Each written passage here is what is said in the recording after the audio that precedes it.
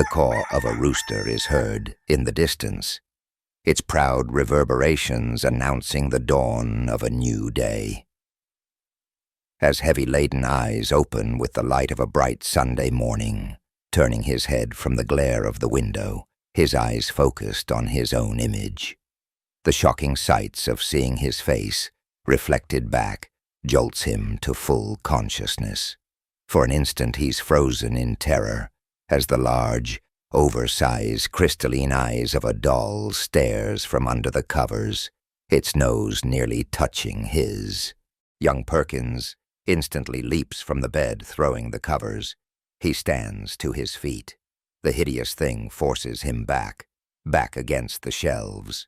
The sudden motion causes several of the dolls to rain down about him, sending him into a fit of hysteria. Young Perkins begins screaming in horror. The widow instantly burst into the room. What's wrong? Her eyes wide. His demonstrations of horror cease with the widow's appearance. Unable to answer, the young man merely points to the figure in the bed.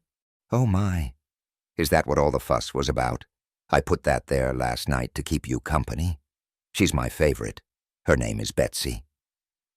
The young man dropped his hand in relief, his legs weakened by the shock. He slowly slides down the shelves as other dolls accompany him down. Sitting cross-legged among the mound, he burst out into loud laughter, ashamed at so cowardly a display. The young widow places a hand up to her mouth in an attempt to disguise her amusement. Unable to contain herself, she joins the young man. The sight of him there among the dolls, merged with a look of his deep embarrassment, sends her into a fit of laughter. My, little man," she questions in between fits of laughter. "Little man, how are you going to protect me if you're afraid of my little dolls?" Young Perkins rises and begins to put the dolls back on the shelf. "Don't mind that," says the widow. "We've got to get you ready for church." "What about breakfast?" young Perkins asks, noticing the absence of the odor of food, whereon the widow cautions, "No breakfast today. After church, everybody's bringing a mess of food. The congregation's gonna have a picnic. I ironed your suit. It's laying across my bed. You don't have to worry about my little friends here." Smiling, she gazes down at the dolls. "You can dress in my room." The young man exits the bedroom. Passing through the hallway, he enters the widow's room, where he finds his black Sunday go-to-meeting suit, neatly pressed, laying just as the widow said, across her bed. His black patent leather shoes, newly dusted, waiting in the chair in the corner of the room. As young Perkins dresses, he can hear the widow's mirthful laughter continuing as she places each doll in its proper position.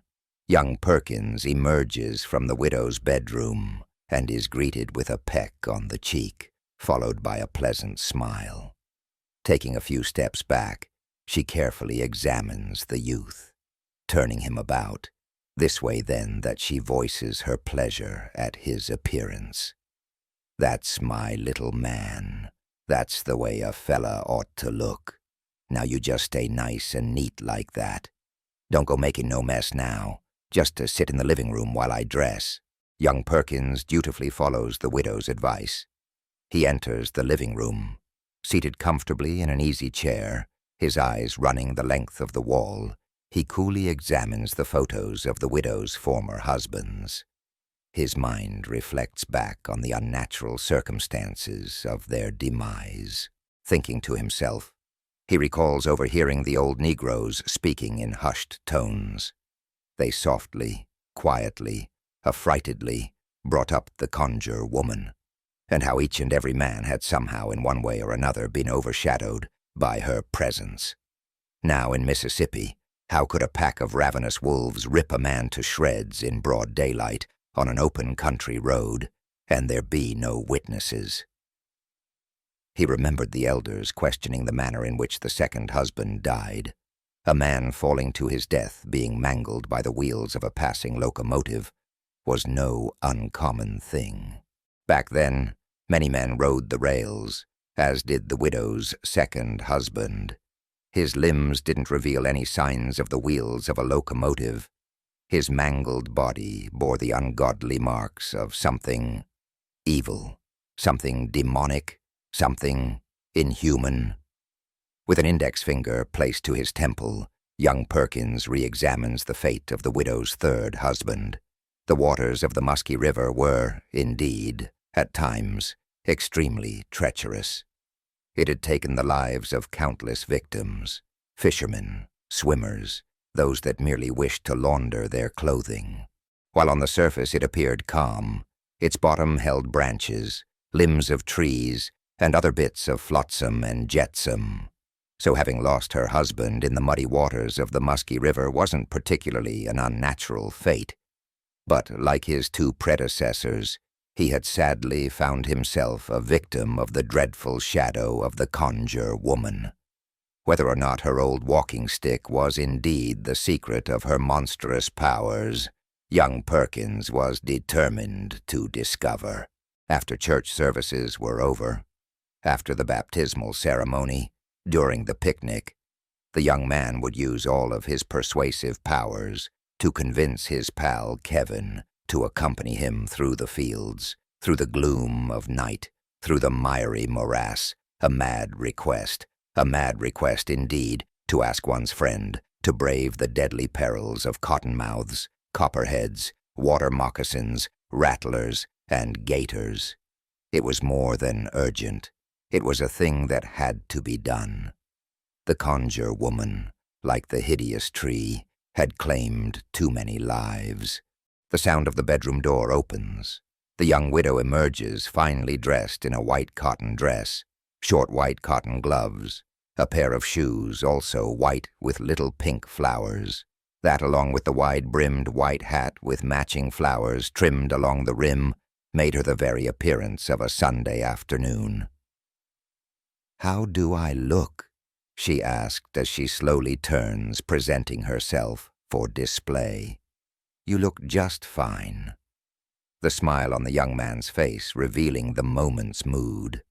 "Well, shall we go?" voices the widow as she extends an elbow. Young Perkins locks arms with the widow. The two walk arm in arm as they exit the home. The young widow cheerfully hums an old gospel hymn. It was a tune frequently sung by his grandmother. She often hummed it. Like the smiling light of dawn, it rose with the smell of breakfast. It softly echoed through the kitchen, wafting through the hall, filling the house, blissfully merging with the odor of ham and eggs. To hear his grandmother's voice was always a reassuring thing. It was as familiar to him as the scent, her lilac perfume, as soothing as her touch, her voice. The young widow continues humming gospel tunes as the two walk with arms linked down the long country road in the direction of the old wood-frame Baptist church.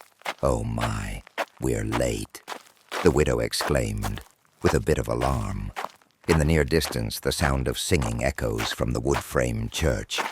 In the center of the roof rests a small steeple bell tower. The sound of a church bell rings out, announcing the beginning of service. Upon hearing the bell, the widow and young man increase their pace. They soon reach the double doors of the church that remain open, where the pastor's giving the morning announcements. All heads turn to the late-comers, as the young widow briefly glances down in embarrassment. Taking young Perkins by the hand, the two enter. He sits in the row of seats on the left, where the children and the youth have their section, while the elders sit in the center row of seats. Young Perkins sits next to Kevin, who chastises the latecomer with a glare and a pinch. "Fool, you're late." "I know I'm late. I had to get dressed, didn't I?" "This ain't no ordinary day." I know, replies Perkins, who begins nervously looking around. "I see everybody's here today. Look, there's Miss Brown, Mr. and Mrs. Barker. I mean everyone. Look, there's your grandma." The young man's head turned in the direction of his grandmother, whose eyes reflect a sense of pride. Looking over her shoulder, she smiles back at the two, who return her gaze with a smile as pleasant as her own. "Are you nervous?" Kevin questions Perkins. "No, I'm not nervous," young Perkins nervously assures. Kevin, noticing the look of apprehension in the young man's face, asked again, "You sure?" "Well, maybe just a little." Whereupon Kevin delivers another punishing pinch to the young man's thigh. The preacher calls for the congregation to stand. He announces the title of the gospel hymn they are to sing. After a short prayer, the gospel hymn, "Pilot Me," begins to sound out. The refrains reaches to the rafters and pass through the wooden frame, the reverberations of which echo through the fields like the gentle breeze of summer. The sound carries for miles, rolling like distant thunder, like the breath of God, like the breeze from an angel's wing. It passes through the cotton fields, along the wheat fields, down the Musky River, all the way to the very edge of town, announcing to all that the First Missionary Baptist Church of Musky, Mississippi, was in session. Amid the baritones and basses, amid the altos and sopranos, young Perkins carefully eyes the crowd, searching for the presence of their new school teacher. There was the Iceman, Old Man Grimes. Next to him, seated at his usual seat, was the poor broken soul of Jubal, the shoe black. All the elders were present, both men and women. The absence of Uncle Silas was natural. The fetid, debauched soul of Uncle Silas was devoid of God consciousness. But where? Where was Mr. Pickman? Surely he had to be present. Pastor Jackson had to announce him. After all, he was to be our new school teacher. This was Sunday afternoon. Mr. Pickman had to know that class was to begin the very next day. Young Perkins begins to get suspicious, remembering the violent reaction of old Shotgun at his approach, and the feel of the stranger's flesh beneath his gloved hand. His eyes, the thing that lurked behind those cool blue-gray eyes of his, hid a darkness, a deep, deceptive malevolence that his smiling cordiality couldn't fully conceal. Young Perkins chastises himself for his suspicions. Mulling it over in his mind, he gives Mr. Pickman the benefit of the doubt. Maybe he was at the schoolhouse getting everything ready for tomorrow. Yeah, that was it. Or maybe Mr. Pickman would come in late. Being from up north, he might have been a Catholic or something. Whatever the case, Monday would answer all questions. The young man, deep in his heart, had half hoped he had been frightened away by the town's toughs.